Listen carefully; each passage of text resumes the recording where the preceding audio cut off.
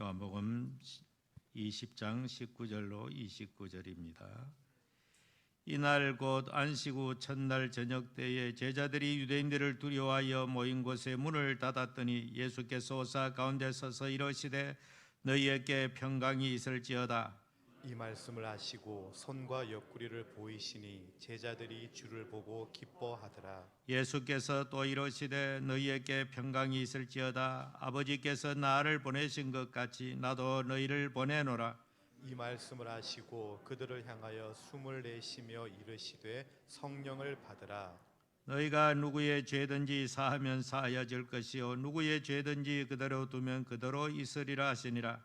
12 제자 중에 하나로서 디두모라 불리는 도마는 예수께서 오셨을 때에 함께 있지 아니한지라. 다른 제자들이 그에게 이르되 우리가 주를 보았노라 하니 도마가 이르되 내가 그의 손에 못자국을 보며 내 손가락을 그 못자국에 넣으며 내 손을 그 옆구리에 넣어 보지 않고는 믿지 아니하겠노라 하니라.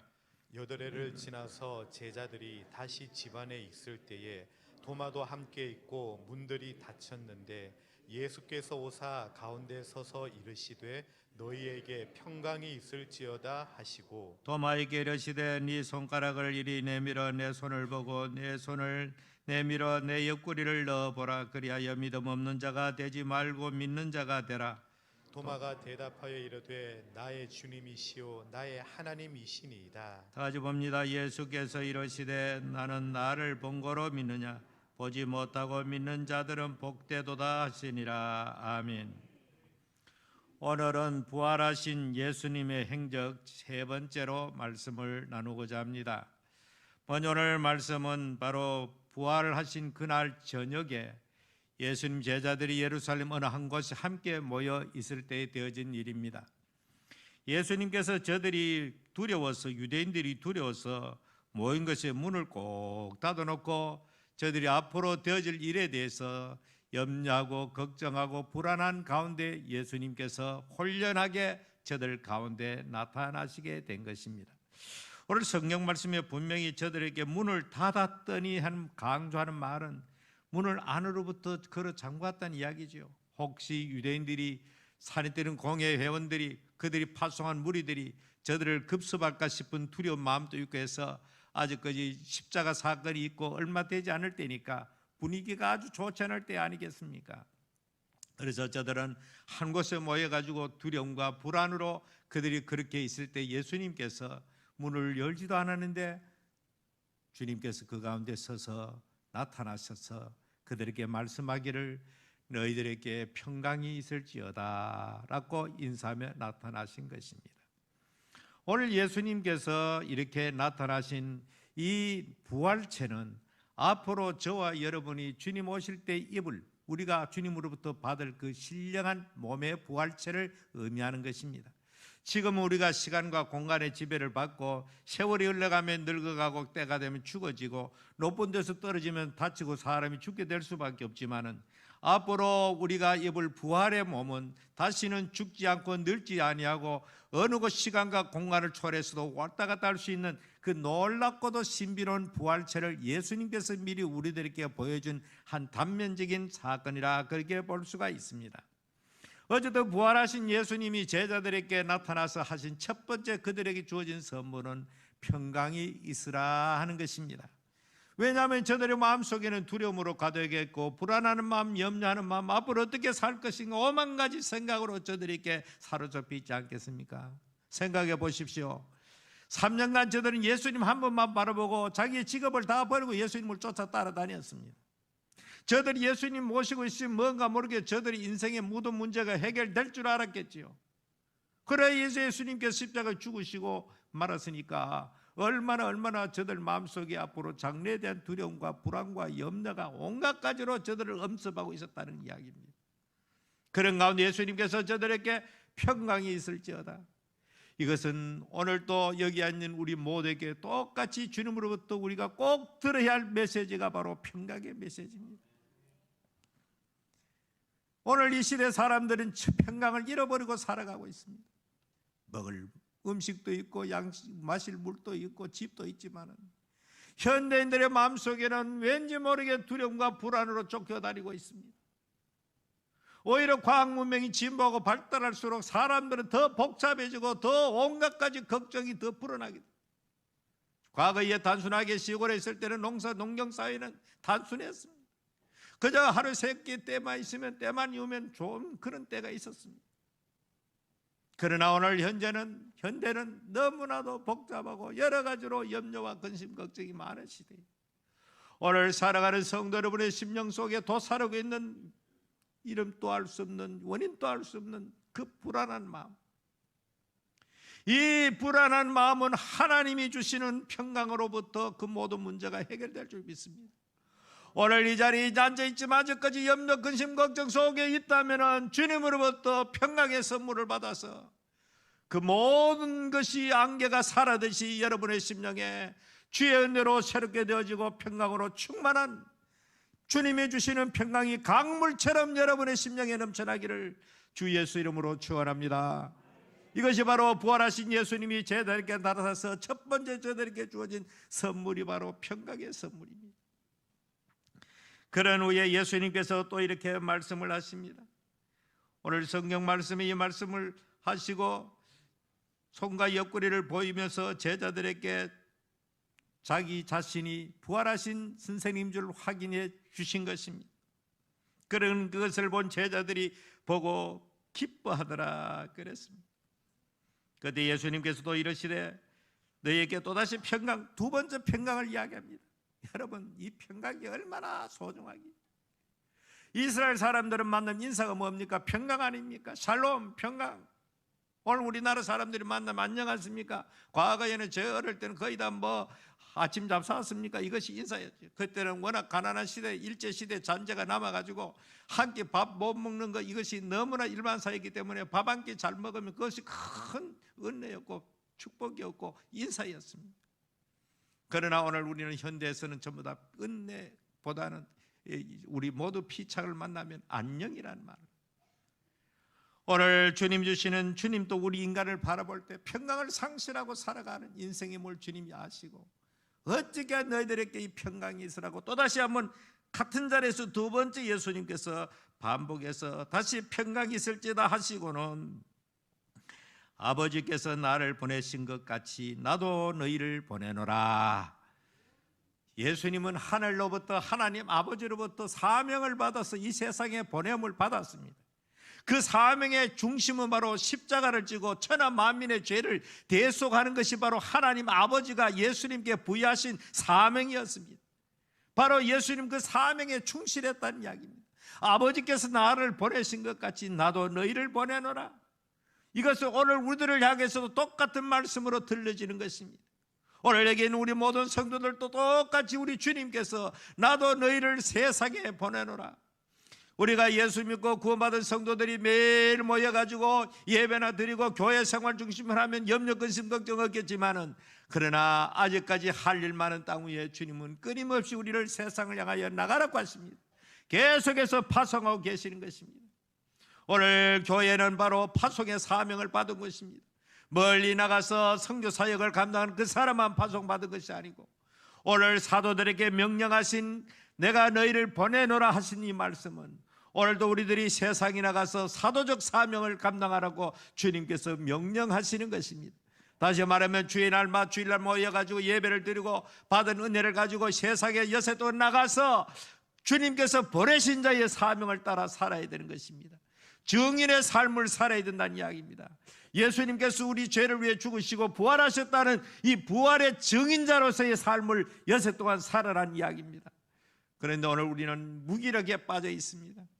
증인의 삶을 살아야 될 저희들이 정말로 우리 얼굴만 봐도 은혜롭고 우리 얼굴만 봐도 세상 사람들이 감동을 받을 그런 모습을 하고 살아야 되는데, 염려, 근심, 걱정 속에서 해방되지 못하고 저들에게 부활의 증인을 고사하고 때로는 저들에게 손가락질 받는 우리들의 모습으로 살고 있다면 우리 자신, 심각하게 우리 자신을 한번 살펴보아야 할 것입니다. 오늘도 주님께서 우리를 향하여 끊임없이 세상을 향하여 나가라고 말씀하십니다. 그냥 놀러 가라 그런 것이 아닙니다. 세상을 향하여서 주님의 충실한 증인으로서의 그리스도인의 삶을 제대로 살아라고 말씀하는 것입니다.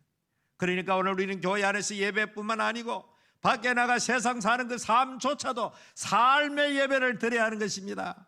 이것은 전도를 통해서도 나타날 수 있고 세상에 나가서 봉사활동에 나타날 수 있고 오만 가지 여러 가지 직장에서도 할 수 있는 우리의 삶을 통해서 하나님의 자녀의 모습을 보이며 사는 것. 그래서 세상 사람들이 우리의 모습을 보고 하나님 섬기는 사람들이 과연 다르구나, 우리를 보고 하나님 영광 돌릴 수 있도록 우리는 정말 보낸 자의 삶을 살아가는, 우리 강북성서교회 모든 속한 성도들은 주일날 교회 안에 교인이 아니라 교회 밖에서도 그리스도인의 사명을 감당할 수 있는 모든 성도가 되기를 주의 이름으로 축복합니다. 그리고 그 다음에는 예수님께서 이렇게 또 말씀을 하십니다. 이 말씀을 하시고 그들을 향하여 숨을 내쉬며 이르시되 성령을 받으라. 여기에 숨을 내쉬며, 왜 사람이 다 숨을 쉬고 예수님도 숨을 쉬는데 하필 여기에 숨을 내쉬며라는 표현이 왜 들어있겠습니까? 이 숨, 푸누마, 이것은 호흡이라는 말도 되죠. 예수님은 누구십니까? 하나님입니다. 하나님의 호흡, 하나님의 숨이라는 이야기입니다. 여러분, 하나님이 천지를 창조하고 에덴 동산에서 아담과 하와를 창조하셨습니다. 하나님께서 아담을 흙으로 사람의 모양을 만들었습니다. 그리고는 그 다음에 마무리를 어떻게 했습니까? 하나님께서 그 코에 뭐를 불어넣었다? 생기를 불어넣었다. 하나님의 호흡을 불어넣었다. 우리가 오늘 이게 숨 쉬는 거 하나님이 생명을 우리에게 불어넣었기 때문에 우리가 지금 호흡하고 숨 쉬고 있는 것입니다. 인정하십니까? 숨이 끊어지면 바로 이 세상을 떠나는 것입니다. 자, 그런데 예수님께서 오늘 이 장면에서 숨을 내쉬면서 호흡을 불어넣듯이 우리들에게 말씀하기를 성령을 받아라. 다시 말하면은 우리가 하나님으로부터 영혼을 선물로 받았다면 그 영혼에다가 다시 하나님께서 성령을 선물로 받아야만이 이 성령을 받을 때 비로소 새로운 사람이 되는 것입니다. 옛 사람은 사라지고 새로운 사람으로 변화되는 것, 이것이 바로 예수님께서 우리들에게 성령을 선물로 받으라고 하는 것입니다. 오늘 교회 그리스도인들이, 오늘 현대 교회의 가장 큰 문제점이 무엇인가? 교회는 성령의 강림으로부터 출발되어졌습니다. 한마디로 말해서 성령이 그 속에 내주하지 않는다면 그 사람은 진정한 그리스도인이 될 수가 없습니다. 그래서 바울은 너희 안에 그리스도 영이 계신가 시험하라 그랬습니다. 그리스도 영이 계시지 않는다면 우리는 진정한 그리스도의 사람이 아닐 것이라고 말씀했던 것입니다. 사랑하는 성도 여러분, 오늘 예수님께서 성령을 받으라 말했습니다. 받으라 말은 명령형입니다. 오늘 예수를 믿고 하나님을 섬기는 자들은 성령을 선택사항이 아니고 필수적입니다. 반드시입니다. 반드시 성령 받고 성령 충만하고 살아야 하나님의 자녀의 삶을 제대로 살아갈 수가 있는 것입니다. 왜 판판이 우리가 세상에 나가서 패배의 삶을 사느냐? 성령 충만함을 유지하지 못하기 때문에. 성령이 내 속에 내주하면서 내 육체, 내 영의 모든 소욕을 컨트롤할 수 있는 단계까지, 충만한 단계까지, 그래서 성령 충만 받으라고 말하는 것입니다. 오늘 현대교회가 성령 충만한 자의 삶이 너무나 드물다는 것입니다. 문의는 분명히 기독교인이 맞고 거듭난 것도 맞는데 성령 충만하지 않음으로 말미암아 하나님의 자녀의 삶을 제대로 살아가지 못한다는 이야기입니다. 무기력한 삶을 산다는 이야기입니다. 분명히 그리스도인은 맞는데 무기력증에 빠져가지고 예수 믿는 자의 삶의 모습을 보이지 못하고 살아가는 것입니다. 오늘도 예수님께서 성령을 받으라. 오늘 우리 강북성서교회 모든 속한 성도들은 다 성령 충만받기를 축원합니다. 사모하는 여러분 되시기를 바랍니다. 주여 나에게도 성령 충만함을 주옵소서. 이 성령의 충만함이 없이는 하나님의 자녀의 권세를 누리지 못하고 살아갈 수밖에 없습니다. 대신에 날마다 무엇을 먹을까 무엇을 입을까 세속의 염려 근심 속에서 해방되지 못하고 날마다 믿지 않은 사람과 별 다른 모습 없이 그렇게 살아갈 수밖에 없는 것입니다. 하나님의 자녀의 모습을 할 수 있는 유일한 길은 우리가 성령 충만 받는 길입니다. 성령 충만은 사모하는 자에게 주시는 것입니다. 여러분 간절히 날마다 하나님이여 내 힘으로는 도무지 내 의지로는 말씀대로 살아갈 수 없으니 하나님이여 약속하신 성령을 내게도 부어주시옵소서. 넘치도록 부어주시옵소서. 성령 충만받기를 축원합니다. 이 성령은 바로 하나님 자체입니다. 하나님 제3위 하나님이십니다. 인격적인 신입니다. 그러므로 성령 충만받으면 이상한 사람으로 바뀌는 것이 아니고 최고의 인격적으로 변화되는 것입니다. 비록 배움이 없는 사람조차도 성령 충만하면 성령 자체가 교사가 되어가지고 우리라가 뭐 어떻게 할지 알도록 만드는 분이 성령이기 때문에 정말로 최고의 품성과 최고의 매너를 가진 그리스도인이 되기 위해서는 성령 충만 받으면 성령께서 자연적으로 깨닫게 하시고 알게 하시니 오늘도 이 약속한 주님께서 받으라고 명령하신 받아도 되고 안 받아도 되는 선택사항이 아니라 반드시 받아야만 되는 것이 바로 성령 충만함이라는 것입니다. 심각한 문제가 바로 성령 충만하지 않는 오늘 우리 강북 성산교회는 정말로 뜨겁게 예배하고 뜨겁게 찬송하고 뜨겁게 기도하고 말씀을 들을 때도 뜨겁게 아멘으로 하답하는 여러분 되시기를 바랍니다. 그래야 원수 마귀가 물러가요. 여러분 억누르기를 사탄의 모든 쇠사슬이 풀어줄 줄 믿습니다. 이런 성령을 약속을 했고 명령을 했으니 우리는 반드시 받아야 된다는 사실입니다. 그리고는 말씀하기를 너희가 누구 죄든지 사하면 사해질 것이 누구의 죄든지 그대로 두면 뒤서리라. 이 말은 우리가 전도하고 복음을 전하면 우리가 전한 예수 믿고 천국 갑시다라고 우리가 세상 사람 전도하게 되면 그 사람이 말을 듣고 순종해가지고 예수 그리스도를 영접하면 우리가 전도를 통해서 그 사람의 죄가 사해지는 결과가 되어지다라는 이야기입니다. 우리가 사람을 어떻게 죄를 사할 수 있겠습니까? 죄 사할 수 있는 유일한 분은 하나님이십니다. 그런데 우리들에게 죄 사함의 이 권한을 우리에게 위임해 주셨는데 이것은 우리 자신이 아니라 바로 우리가 복음을 전함으로 말미암아 전도함으로 말미암아 그 사람 속에 있는 죄가 사해지는 놀라운 비결을 이 말씀이 약속하고 있다는 사실입니다. 신비롭지 않습니까? 어떻게 우리가 사람의 죄를 사합니까? 판사라도 함부로 할 수가 없는 것이 죄 문제입니다. 그런데 하나님께서는 우리에게 성령 받은 우리에게 복음을 전하게 되면 그 복음을 받은 자들이 받아들이면 그 길로 그 사람의 죄가 속량되고 사해지게 되니까 그래서 전도의 사명이 얼마나 중요하다는 사실을 이 말씀 우리에게 가르치고 있는 것입니다. 그리고 이제 장면이 바뀌어집니다. 오늘 이 놀라운 그날 저녁에 누가 빠졌는가 하면은 의심 많은 도마가 빠졌습니다. 도마하면 의심의 대명사죠. 아주 사고가 과학적인 사고로 가기 때문에 만져보고 확인해야만이 믿어지는 이런 유형의 사람이 사람 가운데 있지 않습니까? 이 도마가 바로 그런 사람인데 하필 다 있었는데 도마가 그 자리에 빠져 있었던 것입니다. 그래서 어느 날 도마가 턱 나타났습니다. 나타나가지고 디두모라 불리는 도마가 예수께서 오셨을 때 함께 있지 아니한지라. 다른 제자들이 그에게 이르되 우리가 주를 보았노라 하니 도마가 이르되 내가 그의 손에 못자국을 보며 내 손가락 그 못자국에 넣으며 내 손을 그 옆구리에 넣어 보지 않고 나는 믿지 않겠다.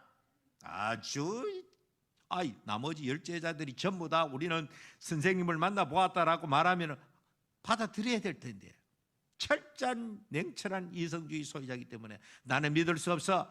나는 직접적으로 손자국의 그 자국을 보고 옆구리 창자국을 봐야만 내가 믿겠어라고 이렇게 말하고 있는 것입니다.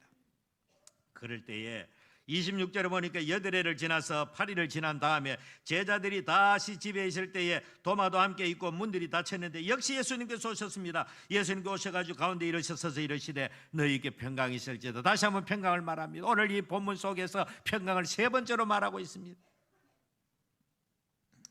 예수님께서 도마의 그 심리 상태를 이미 다 알고 계시는 전능하신 주님 아닙니까? 도마에게 이르시되 네 손가락을 이리 내밀어 내 손을 보고 네 손을 내밀어 내 옆구리를 넣어보라. 그리하여 믿음 없는 자가 되지 말고 믿는 자가 되라. 그럴 때 도마가 대답하여 이르되 도마가 엎드러집니다. 따라합시다. 나의 주님이시오 나의 하나님이시니다. 도마는 거꾸러졌습니다. 도마는 깨어졌습니다. 내가 쓸데없는 의심을 했군요. 주님은 바로 나의 주님이십니다. 그리고 그 뒤에 보면 더 큰 것이 뭡니까? 나의 하나님이라고 고백합니다. 많은 고백이 있었죠. 주는 그리스도시요 살아계신 하나님의 아들입니다라고 하는 고백이 있었지만은 이 도마는 직접적으로 선생님을 보고 바로 나의 하나님이라고 고백하는 것입니다. 어쩌면 복음서의 최고의 고백이 있다면 도마의 이 고백입니다. 나의 주님이시요 나의 하나님이십니다. 우리가 믿는 예수님 바로 나의 하나님이신 것입니다. 여러분 개인의 하나님인 줄 믿으시기 바랍니다. 우리가 예수를 믿는다는 것은 바로 하나님을 믿는 것입니다. 예수님은 바로 하나님 자체입니다. 2000년 전에 이 땅에 오신 그분은 바로 천지 만물을 창조하신 창조주 하나님이 우리의 몸을 입고 이 세상에 머물다가 다시 승천하신 분입니다. 다시 이 세상에 다시 오실 재림하실 주님입니다. 우리는 그 하나님을 믿는 것이에요. 공자나 석가처럼 단순한 인간 중에 한 사람을 믿는 것이 아니고 2000년 전에 인간의 몸으로 이 땅에 오셨던 그 하나님을 우리가 믿는 것입니다. 예수가 하나님이라고 하는 이 신앙이야말로 최고의 경지에 다다른 신앙인 것입니다. 초기 기독교는 기독론에 대해서 예수가 과연 누구인가? 최종 결론은 예수는 영원한 하나님이고 영원한 사람이시다. 자, 이 신비로운 예수님, 아니 하나님만 대해졌으면 우리하고는 상당히 거리감이 있을 것인데 이 놀라우신 하나님이 우리와 똑같은 사람의 모양으로 오셨다는 겁니다. 아버지 이 세상에 구름 타고 오실 그 주님도 바로 우리의 하나님으로서 우리의 주님으로서 우리와 똑같은 사람의 모습을 하고 이 세상에 오신다는 이 놀라운 설레임 얼마나 감격스럽겠습니까? 보이지 않는 하나님, 영의 하나님이 아니고 보이는 하나님 오신 분이 바로 예수 그리스도 우리의 주님인 것입니다. 도마는 나의 주님이요 나의 하나님입니다. 날마다 우리 주님을 향하여 나의 주님이요 나의 하나님으로 고백하며 사는 여러분 되시기를 바랍니다. 그리고 마지막으로 이렇게 말합니다. 예수님께서 이러시되 너는 나를 본고로 믿느냐? 보지 못하고 믿는 자들은 복되도다. 물론 보고 예수님을 믿는 것도 복된 일이죠. 그러나 오늘 저와 여러분은 육신으로 이 세상 오신 예수님의 모습을 보지 못했습니다. 그렇지만 우리는 믿고 있습니다. 의심 없이 믿고 있습니다. 믿습니까? 이 세상에 우리를 위해 이 땅에 오신 예수 그리스도 그분이 나의 구세주임을 믿습니까? 우리는 보지 못하고 믿는 것이에요. 그래 예수님께서 도마를 향해 너는 나를 본거로 믿느냐? 보지 못하고 믿는 자들은 복되도다.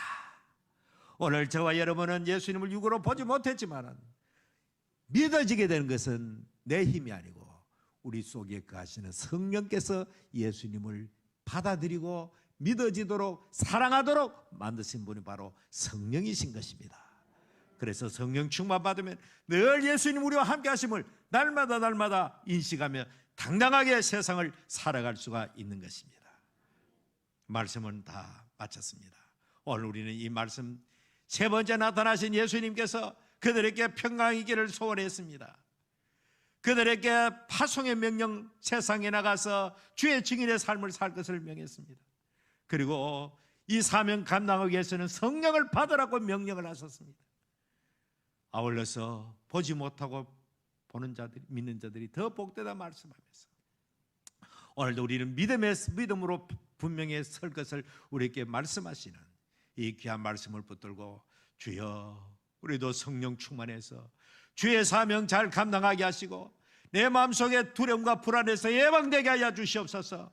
오늘 이 말씀을 붙들고 간절히 기도하시고 우리 대한민국을 위해서 한번 다 같이 함께 기도하시기를 바랍니다. 이 나라가 새로운 정부 아래서 좀 더 안정되고 바르게 나갈 수 있도록 하나님 앞에 기도하시겠습니다. 자비로우시고 거룩하신 하나님 우리 아버지 오늘도 저들을 사랑하시고 이 귀한 말씀을 통하여 은혜 받게 하심을 감사합니다.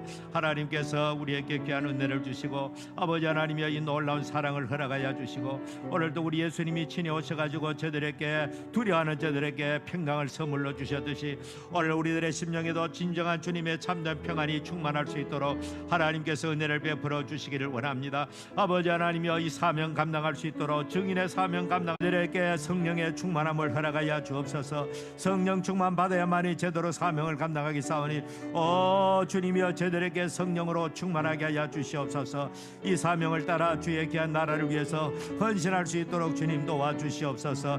아울러서 우리 대한민국 아버지 아래 또 새로운 정부를 세워서 사오니 기도하오니 아버지 하나님이여 이 정부가 다하는 그날까지 주님께서 함께하여 주심으로 아버지 안정된 나라가 되게 하시고 평화로운 나라가 되게 하시고 전쟁이 머는 나라가 되게 하시고 왕성하는 번영하는 나라가 될 수 있도록 하나님께서 은혜를 내려주시기를 원합니다. 아버지 하나님께서 오늘도 역사하여 주시고 함께하여 주셔서 아버지의 뜻을 다 이룰 수 있도록 은혜를 내려주시옵소서.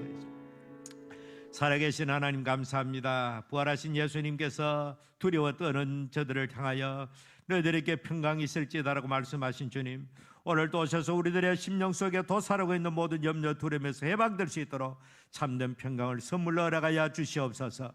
어울려서 이 사명 감당할 수 있도록 성령을 충만하게 받을 수 있도록 성령 충만한 사람 될 수 있도록 은혜를 내려주셔서 성령 충만 받아서 세상에 나가서 증인의 사명을 잘 감당할 수 있도록 주님 도와주시옵소서. 예수님 이름으로 기도하옵나이다. 아멘.